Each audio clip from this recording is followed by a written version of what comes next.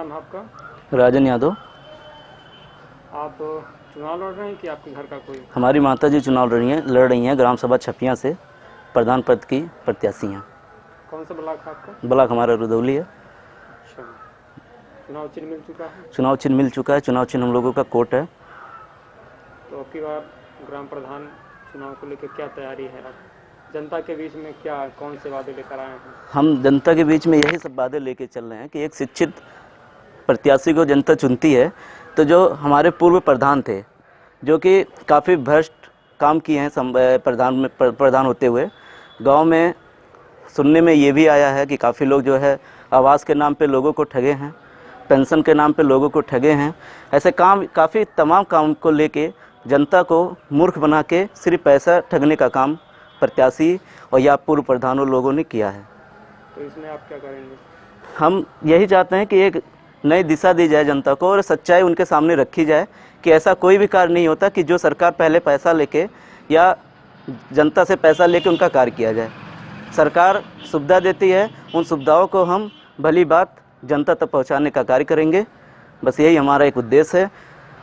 और आपकी शैक्षिक योग्यता क्या है? हमारी शैक्षिक योग्यता, मैं जो है ग्रेजुएशन किया हूँ और डिप्लोमा मेरा चल रहा है। तो ये प्रधानी चुनाव का ये ख्याल कब से आया आपके दिमाग में? प्रधानी चुनाव हम लोग बैठे रहते थे अपने क्लिनिक पे, हमारी क्लिनिक है, तो जनता की काफ़ी समस्या हम लोग सुनते रहते थे। कोई आता था कि भैया हमारा घर है और छपरा ही है, कम से कम 25 साल से छपरा है, आज तक हम लोगों को आवास नहीं मिला। उसके बाद काफ़ी लोग आए कि हमारा पेंशन के नाम पे पैसा ले लिए, 2000 ले लिए, 2500 ले लिए। उसके बाद काफ़ी लोग का तो ये समस्या आया कि बैंक खुद का खाता खुलवाने के लिए लोगों ने उनको भी ठगा कि बैंक में खाता खुलवाने का भी 200, 400, 500 रुपया लिया गया है। तो ये सब देख के हमको लगा कि कहीं ना कहीं इनसे में इन्वॉल्व होकर जनता की सेवा किया जाए और गांव के लोगों को, हमारे जो नौजवान साथी हैं जो गांव में शिक्षित ना रहते हुए शिक्षित नहीं हो पा रहे हैं और शिक्षा का अभाव होते हुए उन्हें लोग ठगा जा रहा है उन्हें। तो मेरे दिमाग में आया क्यों ना हम लोग जो है आगे बढ़ के और लोगों को शिक्षित करके इन सब चीज़ों से उनको बचाएं और जो पैसा चोरी के रूप में लोग ले रहे हैं उनसे वो उन लोगों से ना ले पाए।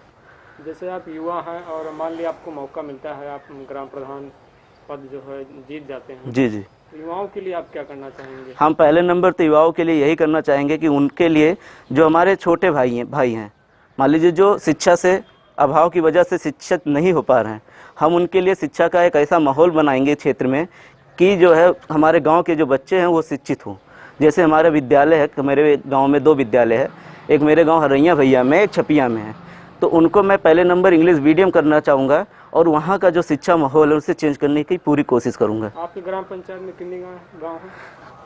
देखिए गांव तो मेरे ग्राम सभा में टोटल 6 पुरवा हैं, जिसमें से 2 राजस्व पुरवा है, एक हरैया भैया, एक छोटकी हरैया, बड़की हरैया से नाम से प्रचलित है। 4 उधर है, जिसमें से एक बावन टोला कहा जाता है, बावन पुरवा। उसके बाद एक जमुहावा है, एक महनावा है और एक चाय पुरवा है।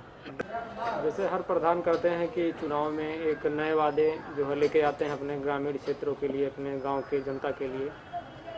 आप भी जैसे कुछ चीज़ों को कह रहे हैं कि हम सुधार करेंगे, उस चीज़ों को करेंगे, तो ये आपके गांव की जनता आप पे क्यों विश्वास करे, बताइए। देखिए हम शिक्षित हैं और शिक्षित होते हुए हम परिवर्तित चाहते हैं। क्यों लाना चाहिए? ये लाना तो इसलिए चाहिए क्योंकि हम लोग शिक्षित से बिलोंग भी करते हैं और काफ़ी ऐसे समय में हम लोगों ने गांव के साथ में सहयोग किया, लोगों को जागरूकता का अभियान हुआ, आपका कोविड-19 हुआ, हर चीज़ में हम लोगों ने गांव में बढ़ चढ़ के हिस्सा लिया है। और इसलिए मुझे लगता है कि गांव वाले हम मुझे चाहेंगे, क्योंकि जो पुराने नेता थे या पुराने प्रत्याशी थे उन्होंने सिर्फ गाँव की जनता को मूर्ख बनाने का कार्य किया है।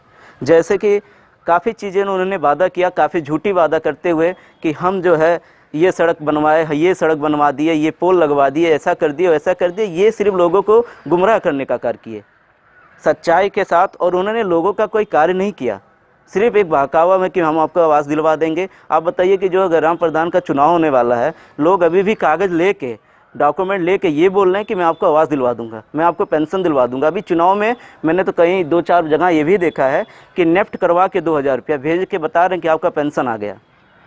अभी उनका फॉर्म फिल नहीं हुआ है, नेफ्ट करवा के बता रहे हैं कि पेंशन आ गया, नेफ्ट करवा के पैसा बोलते हैं आवास आ गया।